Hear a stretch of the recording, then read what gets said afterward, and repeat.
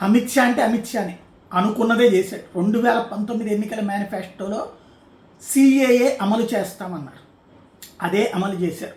2019లోనే చట్టం తెచ్చారు, legal litigations అన్నీ పక్కెళ్ళిపోయినాయి.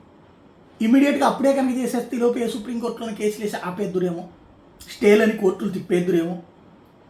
ఇప్పటిదాకా అది దానికి టైం తీసుకుంటా ఇంకా కొంత ఉన్నది అని విధి విధానాలకు అని చెప్పారు కాబట్టి కోర్టు కూడా ఏమీ దాన్ని కొట్టేయలేకపోయింది, ఎందుకంటే చట్టాన్ని కొట్టేసేటువంటి అవకాశం లేదు. ఇప్పుడు పెట్టుకొచ్చారు. 2014కి ముందు బంగ్లాదేశ్ నుండి, పాకిస్తాన్ నుండి, ఆఫ్ఘనిస్తాన్ నుండి ఈ దేశానికి వచ్చినటువంటి హిందువులు, జైనులు, బౌద్ధులు, సిక్కులు, పార్సీలు, క్రైస్తవులు అందరికీ పౌరసత్వం ఇచ్చేటటువంటి అంశం. ఇది అన్ని రాష్ట్రాల్లో అమలు చేసేటటువంటి. ఇప్పుడు రాష్ట్రాలు ఏమంటాయి? మమత ఇవ్వనంటది, కేరళ వద్దంటది, అదే సందర్భంలో తమిళనాడు కుదరదంటది. ఇది కేంద్రపు చట్టం. ఇప్పుడు వీళ్ళందరూ రేపు సవాల్ చేస్తారు.